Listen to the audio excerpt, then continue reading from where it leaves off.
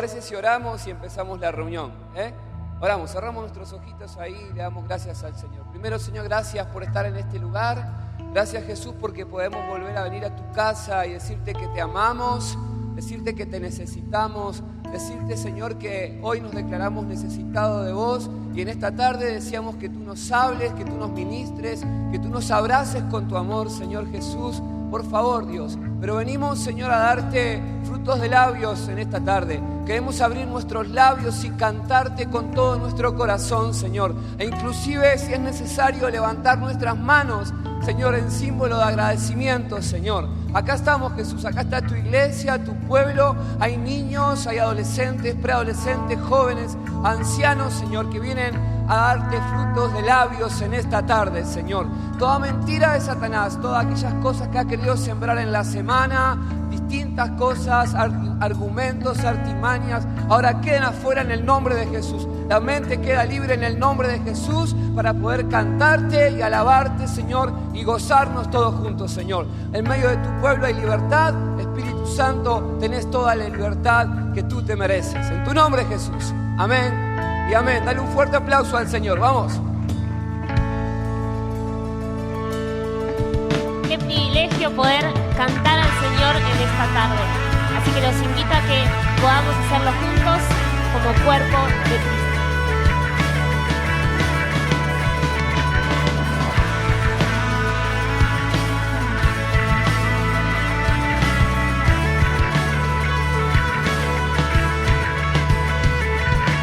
Viene con poder, todo reino lo verá.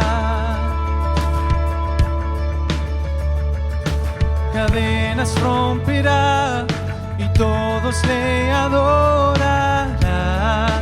¿Quién como el Señor, Dios fuerte? Él es el león, león de Judá, en quien el poder para liberar. Todos se postrarán ante ti. Él es el Cordero, Cordero inmolado. Su sangre en la cruz borró mi pecado. Todos se postrarán ante el Cordero y el León. Todos se postrarán ante ti.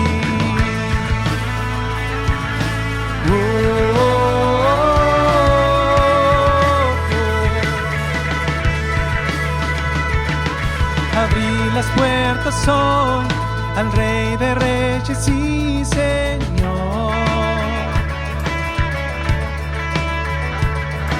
El Dios de salvación vino a darnos libertad. ¿Quién como el Señor, Dios fuerte? Él es el león, león de Judá, en quien el poder para liberar. Todos se postrarán ante ti. Él es el Cordero, Cordero inmolado. Su sangre en la cruz borró mi pecado. Todos se postrarán ante el Cordero y el León. Todos se postrarán ante ti. Oh, oh.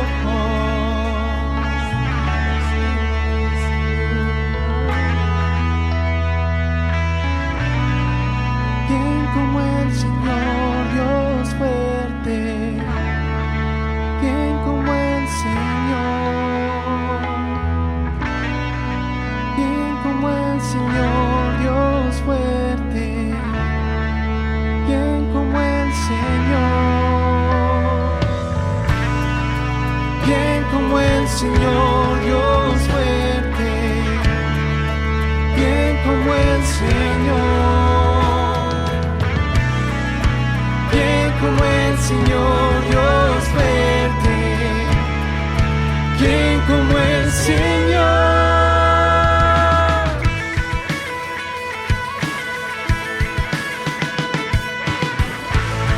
Él es el león, león de Judá,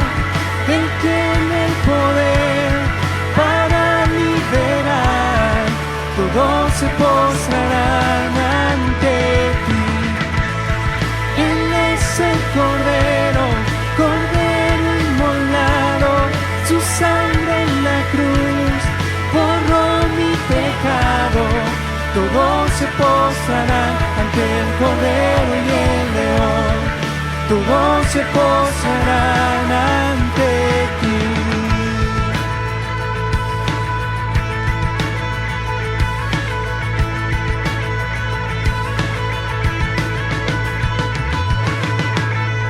Le damos un fuerte aplauso al Señor.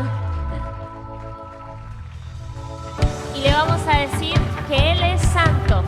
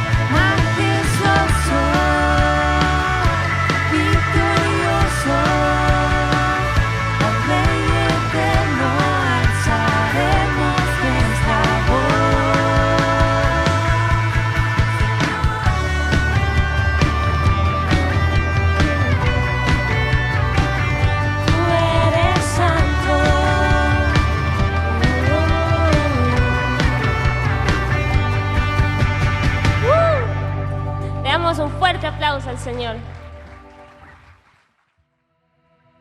Pensaba en una pregunta que me venía en la cabeza después del la reunión de la mañana, y era hijo o cartero.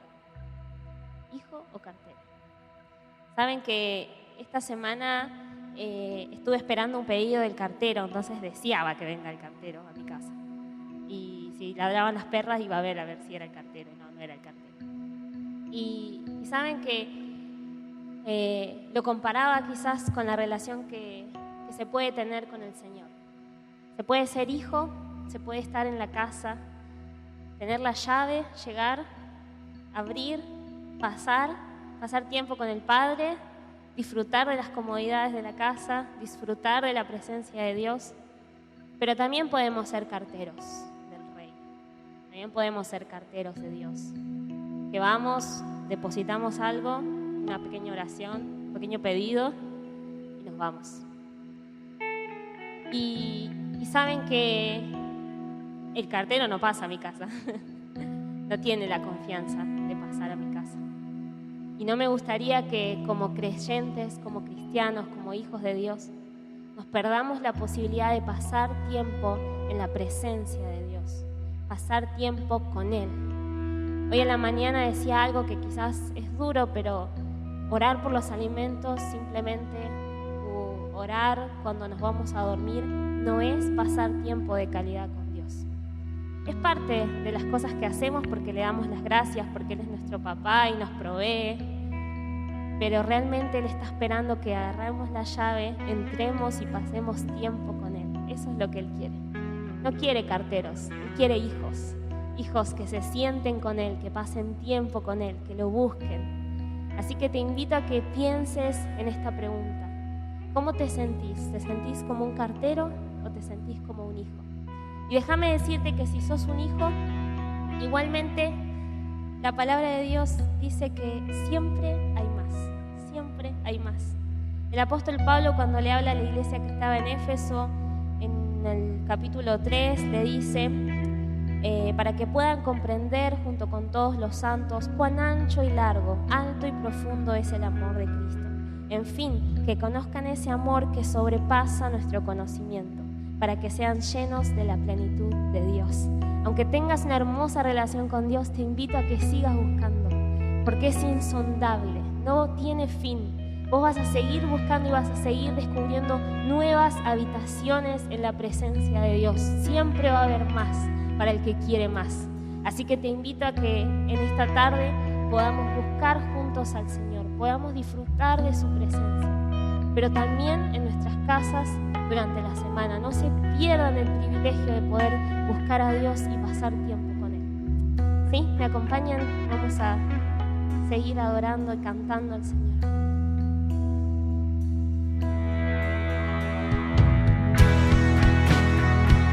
Adoramos, Señor. Adoramos tu nombre. Amamos pasar tiempo con vos, Señor.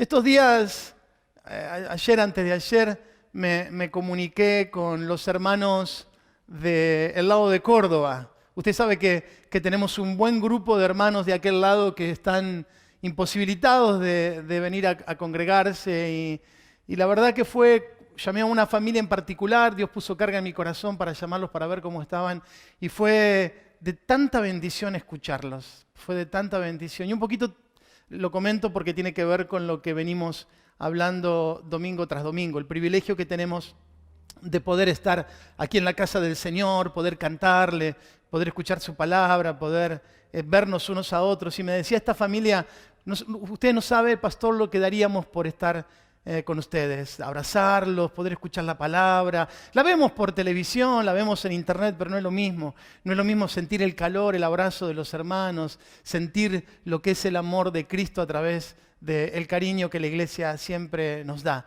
Pero hubo algo, además de todo eso, hubo algo que me bendijo mucho y fue, ¿y cómo están ustedes? Y a veces hay días difíciles, hay días buenos, y yo le dije, no te hagas problema que estamos todos igual.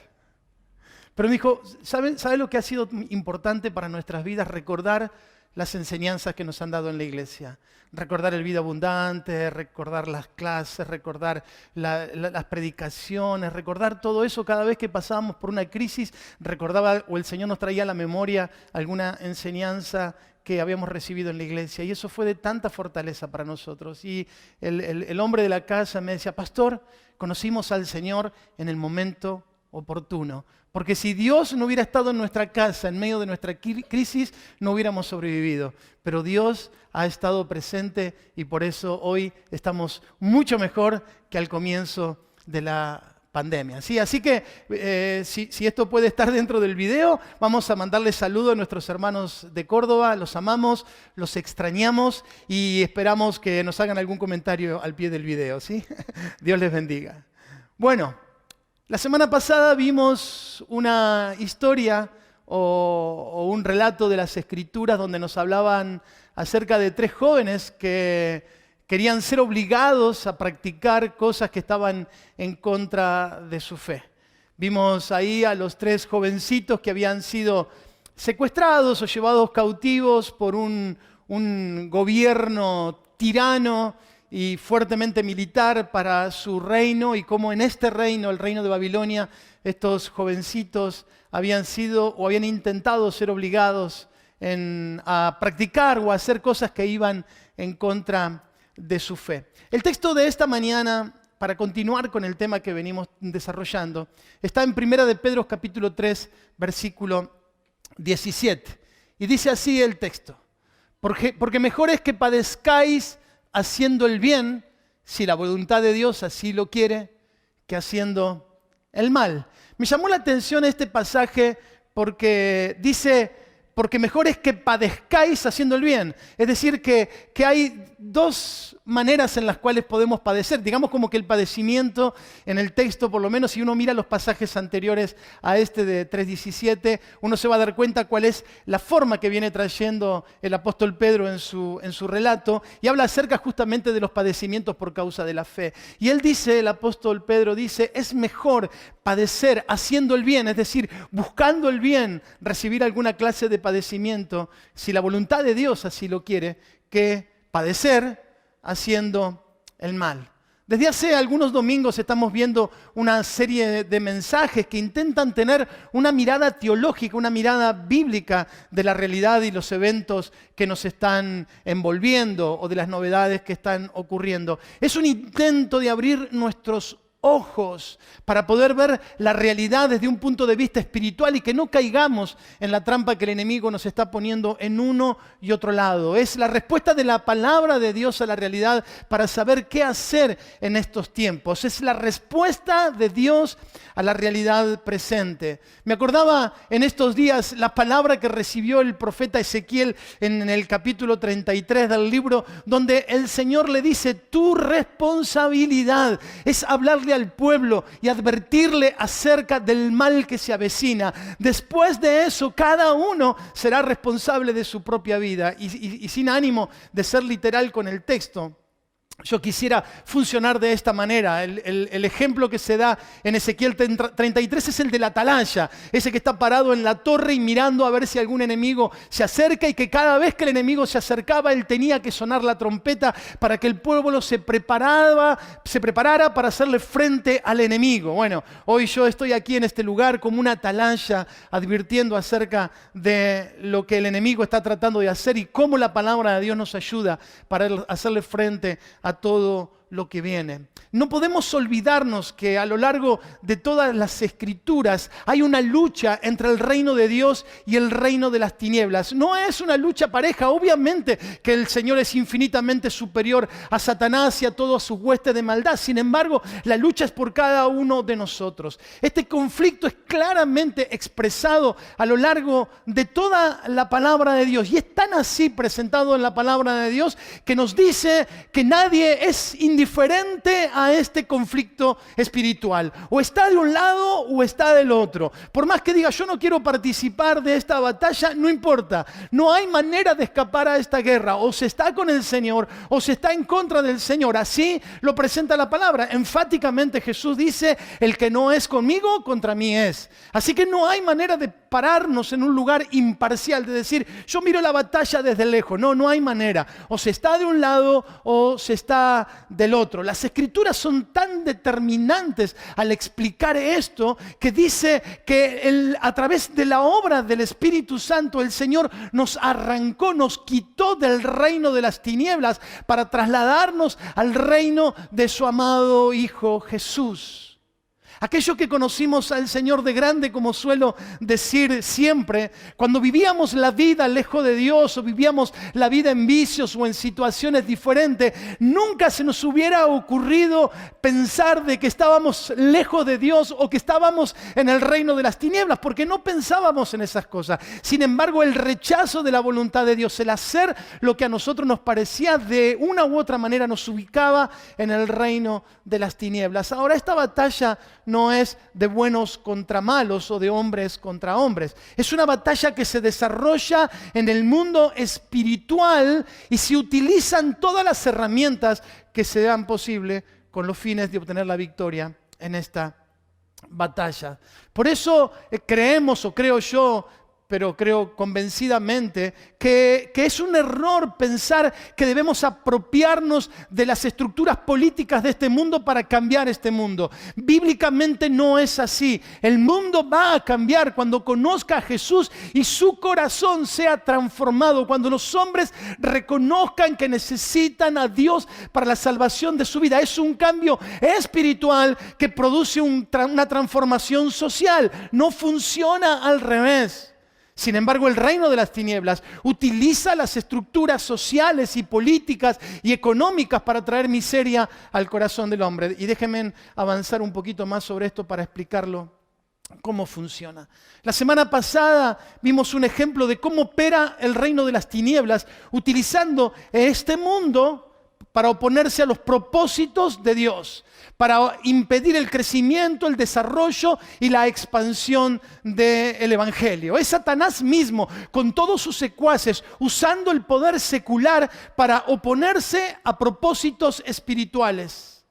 No sé si alcanzamos a darnos cuenta en toda su dimensión, pero el poder natural, es decir, el poder político, el poder judicial, el poder económico está siendo utilizado con fines espirituales, con el propósito de degradar al ser humano a su mínima expresión, lo más lejos posible del diseño original de Dios, y sumirlo a través de estructuras de esclavitud de todos los tipos. Por eso es que tratan de callar la iglesia. Cada vez estoy más convencido de que la iglesia está tratando de ser acallada, o a la iglesia se la trata de silenciar porque es molesta a los fines que se están desarrollando. Nos dicen, no hablen de la familia como un modelo divino. No nos digan de que la familia tiene que ser entre un hombre y una mujer. No nos digan esas cosas. No hablen de la sexualidad desde el origen o desde la mirada que la palabra de Dios tiene. No hablen acerca de un matrimonio heterosexual, de un matrimonio donde el hombre y la mujer son fieles, se aman,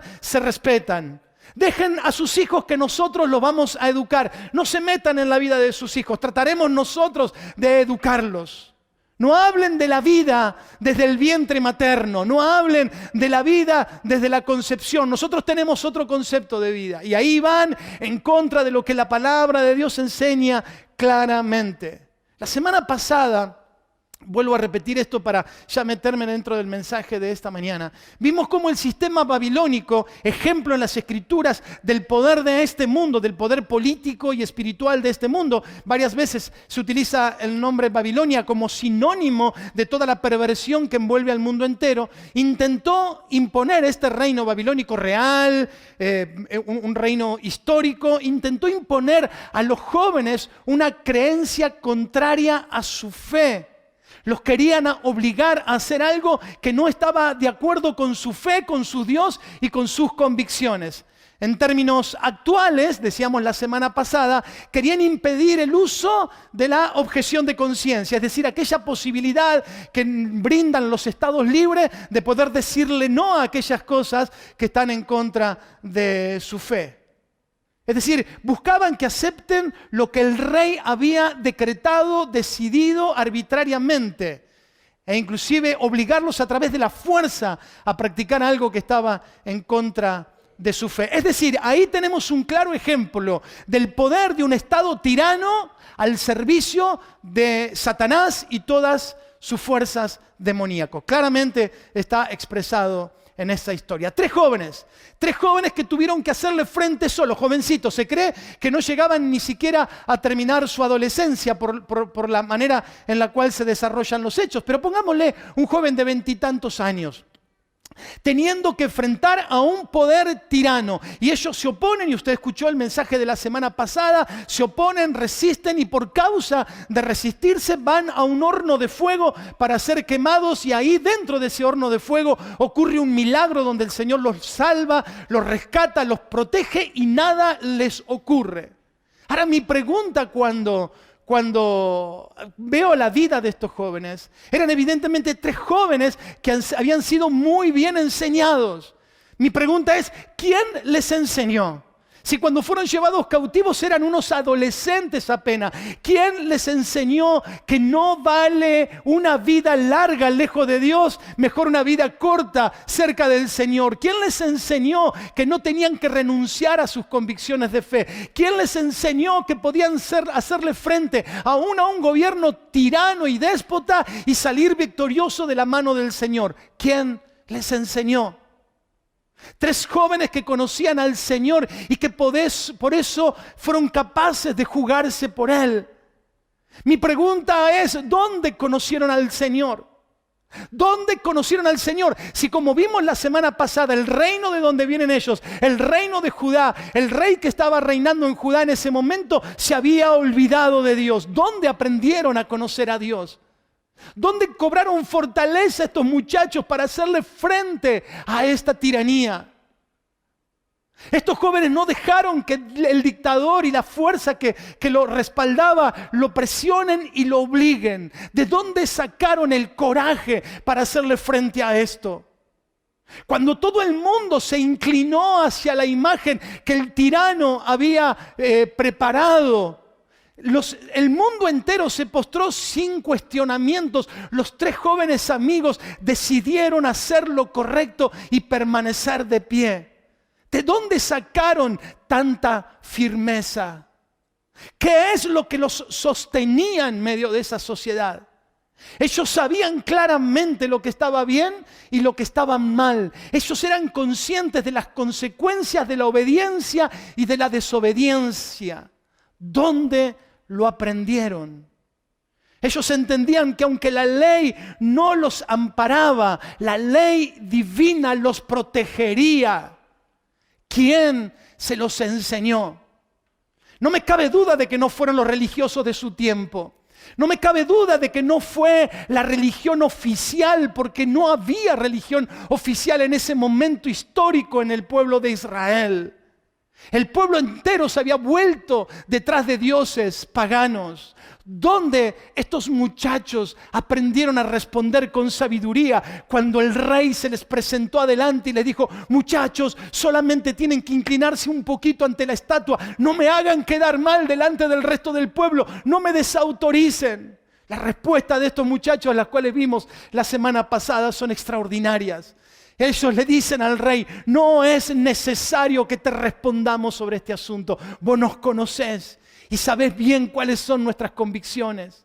Nuestro Dios, a quien servimos, puede librarnos del horno de fuego y también puede librarnos de tu mano si fuera necesario. Y si Dios no lo hace, aún así, tampoco nos postraremos ante tu estatua, porque ante lo único que nos postramos es ante el Señor. El mundo entero está construyendo estatuas de oro ante las cuales esperan que cada uno de nosotros nos inclinemos.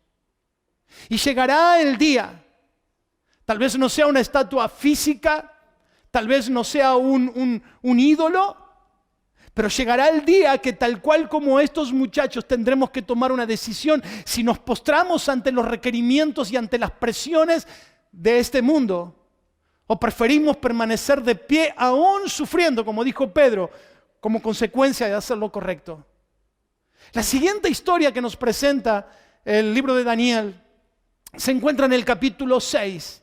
Ahí es el mismo Daniel el que es tomado como ejemplo. Había pasado el reino babilonio y ahora nos encontramos con un reino medo-persa. Ahí en el mismo lugar, en la Mesopotamia de Asia, ahí donde está la actual Turquía, ahí estaba este reino. El rey que está ahora en el poder se llama Darío. Darío amaba a Daniel, era su mano derecha. Darío honraba a Daniel cada vez que podía. Pero los sátrapas, y así es la palabra que aparece en la Biblia, el resto de los ministros de Darío lo detestaban a Daniel. Lo detestaban por su integridad, lo detestaban por su Dios, lo detestaban por su religión, lo detestaban. Así que planificaron una treta, un plan macabro para poder hacerle pisar el palito a Daniel. Porque dice Daniel capítulo 6 en el versículo 4 que no había manera de poder encontrar algo para acusarlo a Daniel. Porque Daniel era fiel, Daniel no tenía ningún vicio, entonces no se le podía encontrar ninguna falla real por medio de la cual acusarle. Así que inventaron un plan diciendo: bueno, rey, hace un edicto en el cual durante los próximos 30 días nadie pueda clamar ni pueda orar a otro Dios que no seas vos. Y Darío se infló como dice el dicho, como pan francés en el agua, y dijo: es cierto, que todo el mundo venga y me pida a mí lo que necesita. Que no se acuerden de su Dios. Los ministros o los que trabajaban con Darío sabían que la única manera de atrapar a Daniel era a través de sus convicciones de fe. Así que buscaron esta nueva ley para poder atrapar a este muchacho. Yo me acuerdo hace unos años atrás, lo he mencionado en otras oportunidades, pero creo que es bueno recordarlo. Hace algunos años, cuando tuvimos la campaña evangelística de Carlos Anacondia, 3 jovencitos de nuestra iglesia iban aquí al colegio de enfrente y maravillosamente eran el abanderado y los 2 escoltas del colegio. Y ellos, cuando viene la campaña, justo coincidía con una actividad donde ellos tenían que competir con otros colegios por el conocimiento y todas esas cosas. Y estos jovencitos vinieron y me dijeron: pastor, no queremos competir, queremos trabajar en la campaña, no queremos viajar. Era un viaje largo que tenían que hacer para esto. ¿Y cómo se pusieron los directivos del colegio?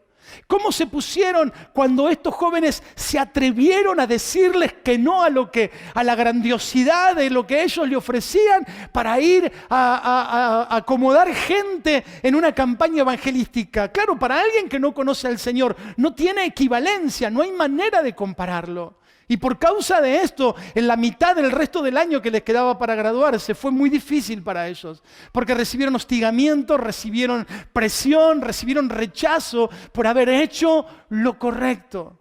Daniel entendía de que él tenía un lugar en el reino, de que a él no lo obnubilaba ser la mano derecha del rey, que él no iba a condicionar su fe por caerle bien a la gente, por caerle bien a los que presiden, por caerles bien a los políticos, por caerle bien a la gente que dirige. No, su fe estaba por encima de cualquier cosa. Así que dice el versículo 10 del capítulo 6 que cuando Daniel se enteró, supo que habían decretado este edicto que ya habías firmado, dice el texto literalmente, entró en su casa y abiertas las ventanas de su habitación, de su cámara, que daban hacia Jerusalén, se arrodillaba 3 veces al día y oraba y daba gracias delante de su Dios como lo solía hacer antes.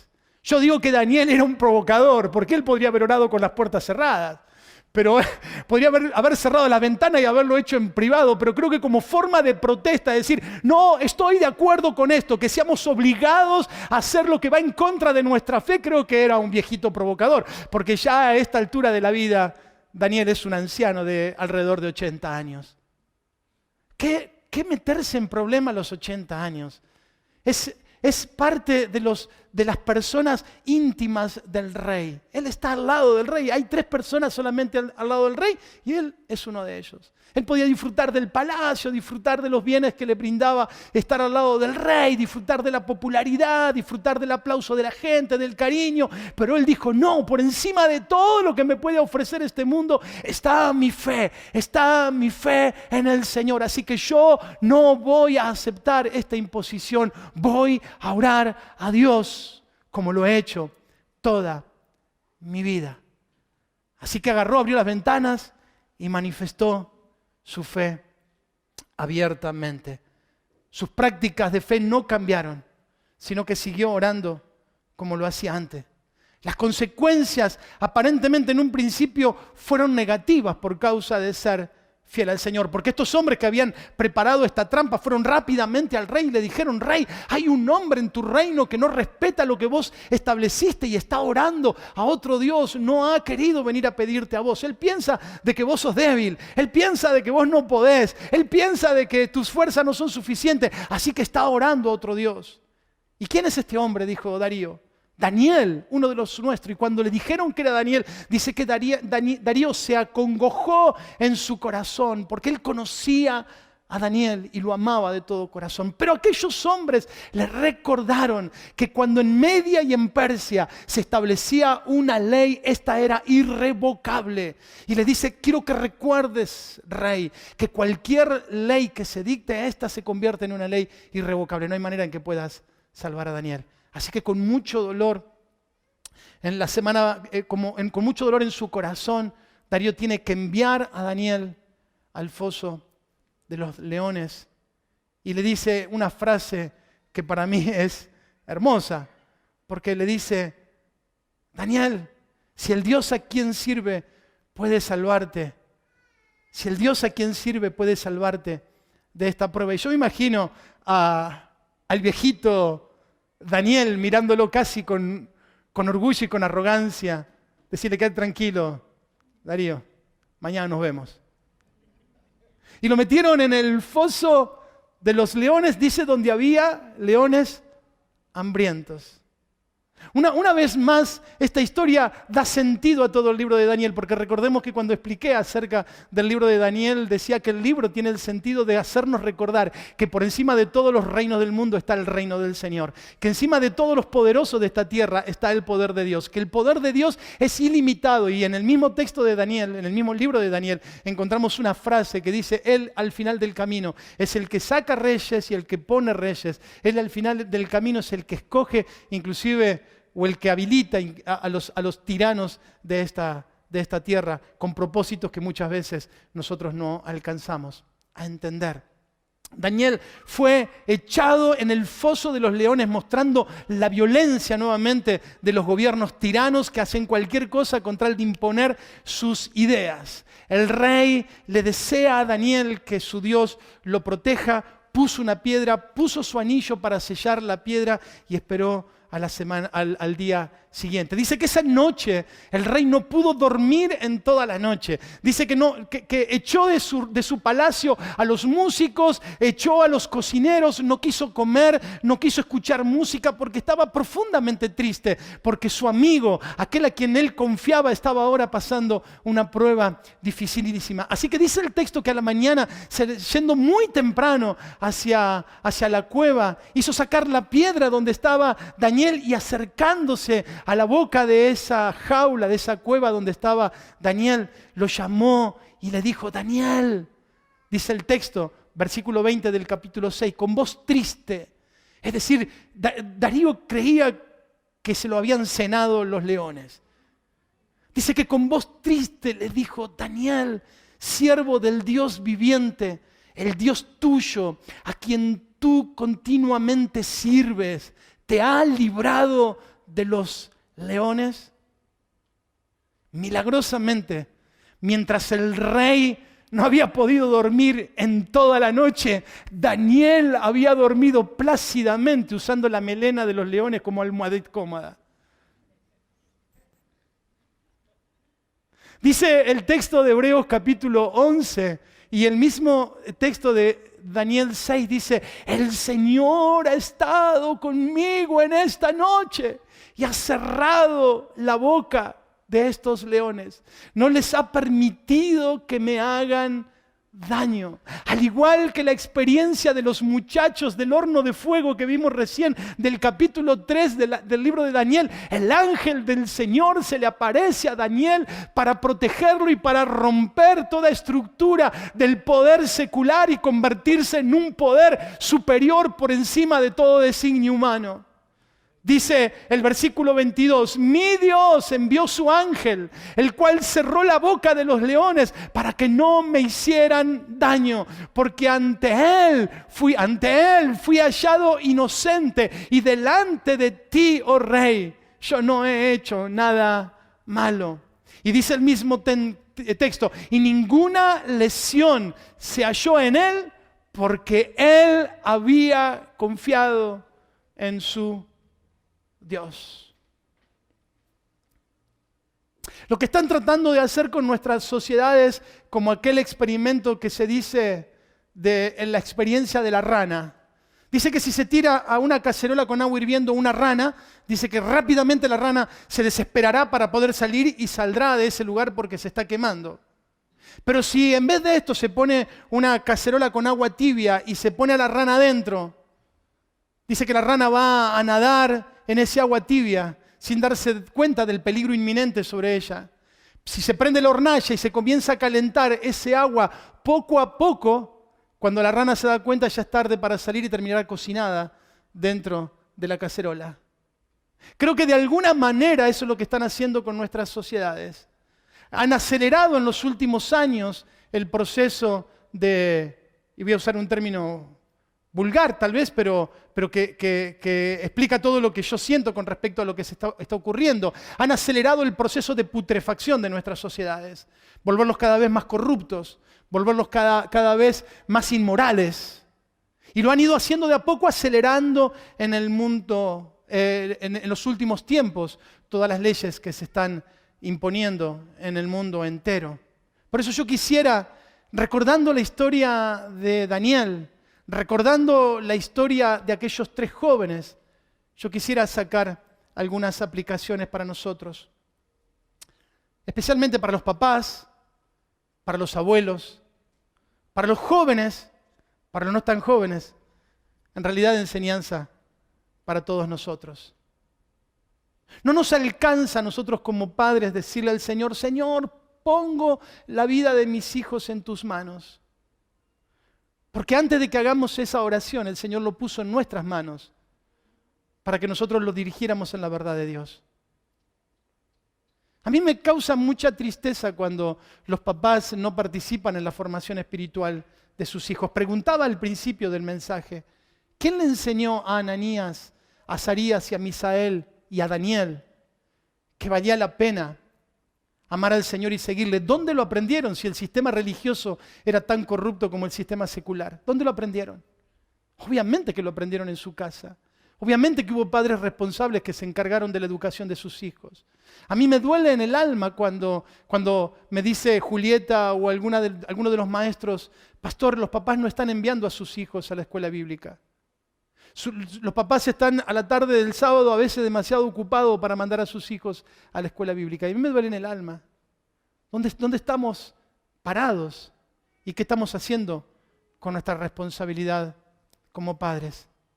Quiero que recordemos que no seremos juzgados por la conducta o las decisiones de nuestros hijos, sino que seremos juzgados cómo los acercamos a Dios, cómo les enseñamos la verdad, qué ejemplo le dimos acerca de nuestra fe, cómo los ayudamos a elegir en los momentos importantes de sus vidas, qué hicimos cuando estaban decidiendo mal, cuál fue nuestra disciplina, nuestro castigo, nuestra corrección, los límites que les pusimos a nuestros hijos. Eso sí, por eso sí, seremos juzgados.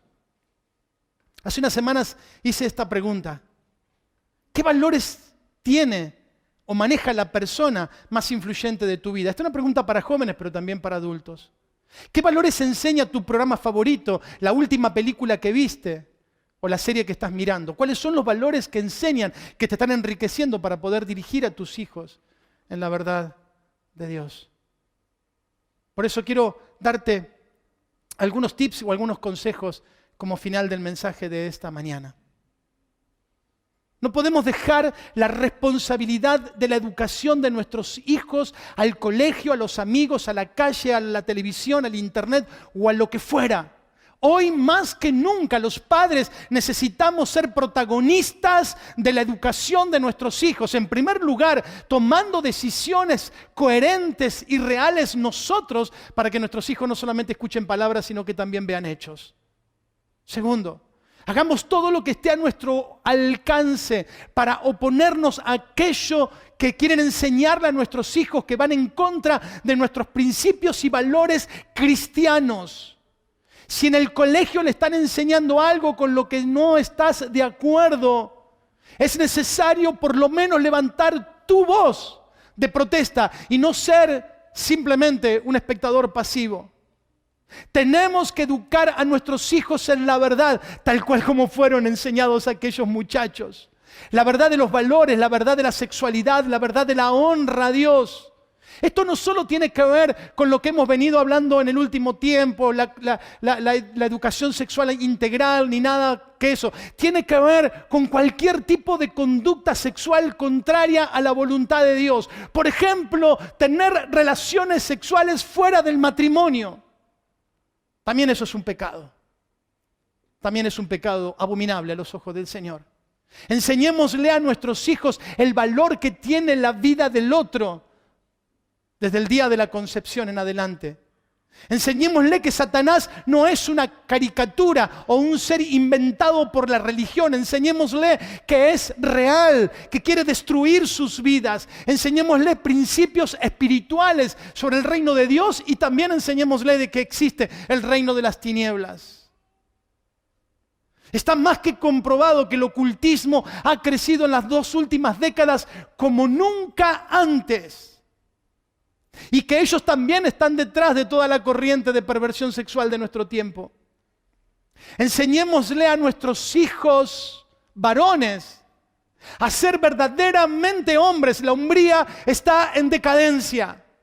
Enseñémosles, padres, a ser verdaderamente hombres que respetan a las mujeres y que están dispuestos a amarlas y respetarlas cuando asumen un compromiso con ellas. Enseñemos estos valores. Enseñemos el valor de formar una familia con un hombre o con una mujer de Dios, una pareja que ame al Señor. Que hacerlo de otra manera, buscar en otro lugar o tomar otros principios es anticiparse a unas desgracias que durará el resto de sus vidas.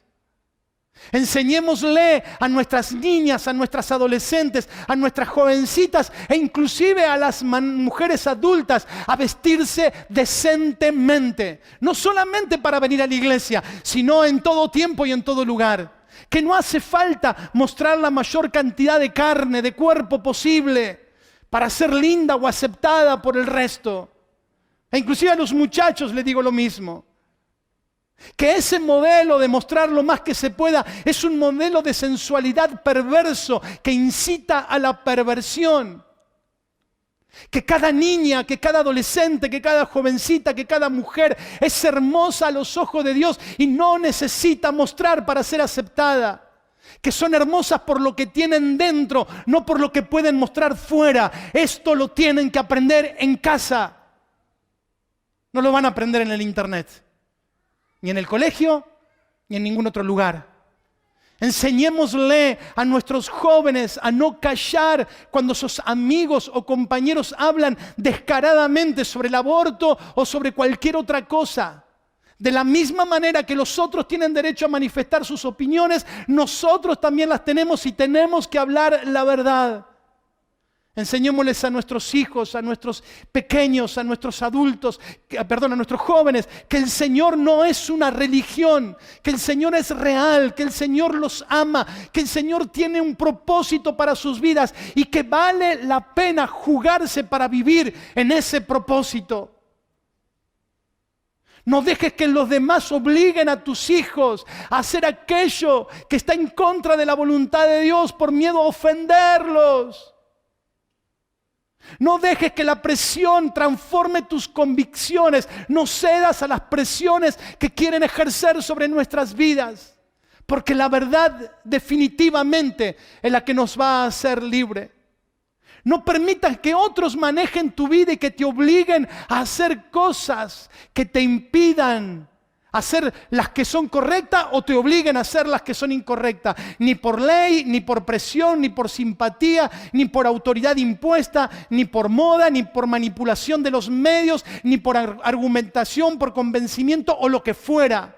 Mantener tu firmeza en la fe así como la mantuvieron estos jóvenes. Para Daniel, para Ananías, Azarías, para Misael no fue fácil. Para nosotros tampoco lo será. Pero el Señor estará con nosotros como estuvo con ellos, así estará con nosotros. Hoy más que nunca necesitamos decidir correctamente y conforme a nuestra fe por el bien de nuestras vidas y por el bien de nuestras familias. No dejemos que nuestros niños sean adoctrinados en los colegios.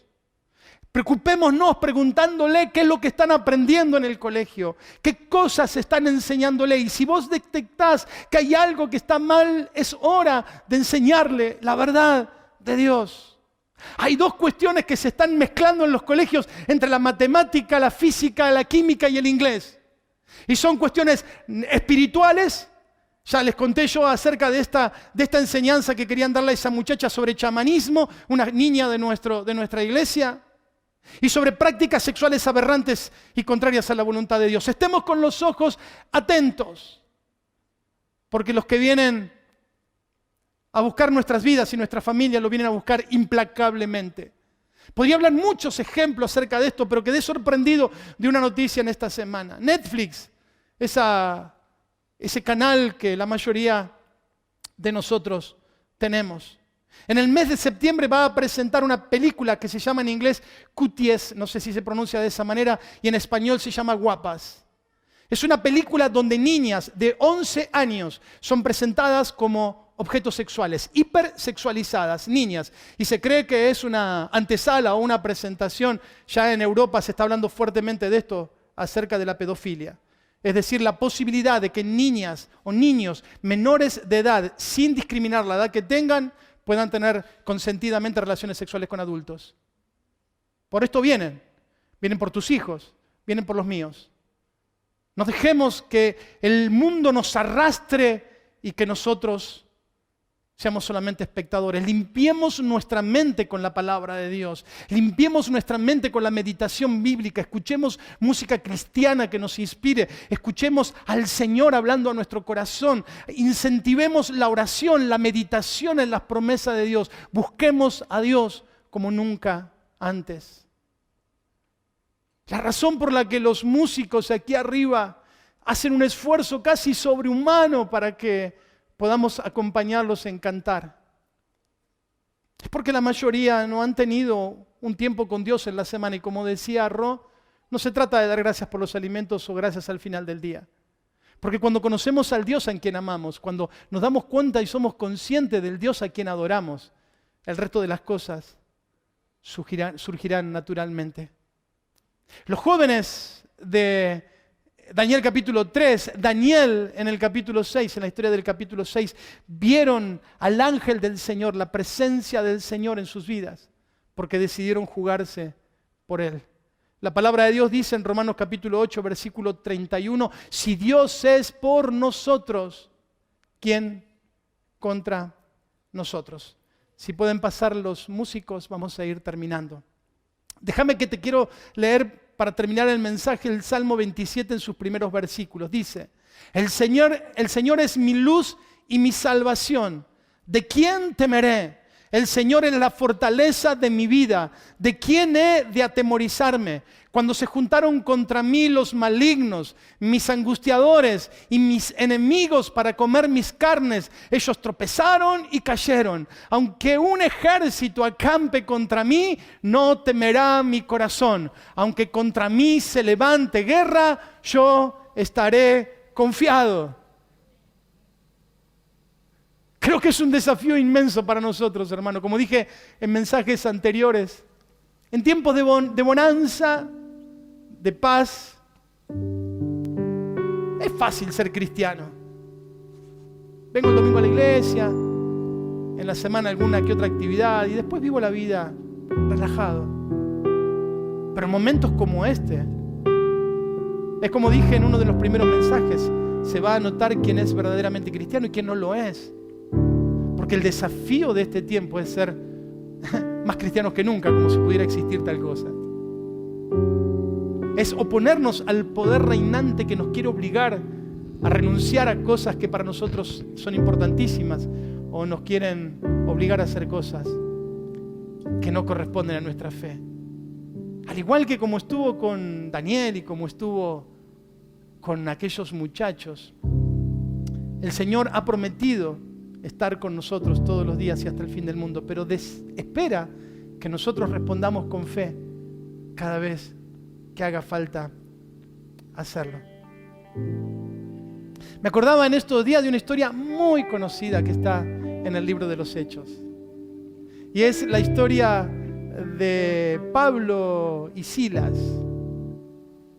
Y cómo un acto espiritual afectó la economía y la justicia en ese capítulo, el poder económico y el poder judicial en esa historia. Y cómo el Señor actuó en medio de esa historia de forma maravillosa. Digo, un hecho espiritual transformó o afectó el poder político, el poder económico y el poder judicial, porque usted conoce la historia. Venía una muchacha dando voces detrás de ellos, una muchacha que se dedicaba a la adivinación y que por consiguiente tenía un espíritu inmundo del mismo diablo. Y dice que el apóstol Pablo se da vuelta y reprende a ese espíritu y le ordena que salga de ella, y esa muchacha queda libre, perdiendo ese poder diabólico de la adivinación. Rápidamente los ciudadanos de la ciudad se pusieron mal y dijeron: está afectando nuestra economía esto, la mujer que nos daba tanto dinero y tanta ganancia, hagamos algo para poner preso a estos delincuentes. No les importaba la vida de la muchacha que estaba esclava, porque de hecho dice que era una esclava. Lo que sí les importaba es la plata que les generaba la muchacha. Así que el poder económico se enfureció por causa de que Pablo y Silas predicaban el Evangelio. Así que buscaron rápidamente el respaldo del poder político para poder meterlos presos. Inmediatamente el poder judicial los mandó al calabozo. Los mandó, dice el texto, al calabozo, del más al fondo, al más frío, al último calabozo. Así dice el texto literalmente. Y no solamente contentos con esto, dice que pusieron un cepo en sus pies para que no se escaparan por causa de liberar a una muchacha que tenía un espíritu inmundo. Fíjense qué injusta la supuesta justicia. Pero algo ocurre esa noche. Dice que mientras ellos estaban allí en aquel lugar, después de haberlos azotado mucho, con mucho dolor en su cuerpo, por la cantidad de azotes que habían recibido, dice que se pusieron a cantar una canción. Dice que mientras ellos estaban cantando la canción, dice que los otros presos escucharon la canción que estos estaban cantando y de repente, las puertas de la cárcel se abrieron y ellos pudieron salir en libertad. Sus grilletes, sus cadenas fueron rotas y ellos pudieron salir en libertad. Yo digo que para este tiempo, y quisiera hacer énfasis en esto y tal vez en algún domingo pueda predicar sobre esto, pero yo creo que en este tiempo necesitamos tener una canción en el corazón. Una canción que nos recuerde quién es Dios. Una canción que nos recuerde su amor, que nos recuerde su fidelidad. Si mañana vos tuvieses que estar, no te digo preso, pero tuvieses que estar en la cama de un hospital, ¿cuál sería tu canción que afirme tu fe en el Señor? ¿Qué canción recordarías que te eleve el espíritu y te haga recordar el amor del Señor sobre tu vida? ¿Cuál es la canción que cantás en tus momentos de tristeza? Porque yo soy medio imaginario. Yo me lo imagino a Daniel cantando en el foso de los leones mientras los leones rugían. Él cantaba una canción a su Dios. ¿Cuál es tu canción? ¿Cuál es la canción que te levanta, que te eleva, que te permite recordar el amor de Dios sobre tu vida, que te acerca a la presencia del Señor? Todos tenemos una canción. Todos tenemos una canción. Ponete de pie, yo quiero que recuerdes cuál es tu canción. La canción que te servirá en el día de la prueba. La canción que te recordará el amor y la fidelidad de Dios en el día de la opresión. La canción que te recordará cuánto Dios te ama. Y que esta vida pasará. Hay algo de lo cual ninguno de nosotros va a poder eludir y es la muerte. Pero sí, para nosotros la muerte no es una desgracia. Para nosotros es la puerta de entrada a la gloria que nos espera con el Señor. Yo quiero cantar un chiquitito, un corito cortito. Y quiero, porque es una canción vieja, así que la mayoría la va a saber. Es una canción de las de mi época. Usted sabe que yo, Hilson, todo eso para mí, ¿no? Pero la canción habla acerca de la fidelidad del Señor. Quiero cantar el coro solamente. Quiero que la cante conmigo. Y cuando la cantes, que la puedas hacer por lo menos en esta mañana, tu canción. Dice así. Sé que es tu fidelidad que lleva mi vida más allá de lo que puedo imaginar. Sé que no puedo negar que tu mirada puesta en mí me llena de tu paz. Capaz que la podemos cantar un poquito más fuerte. ¿Vamos? Sé que es tu fidelidad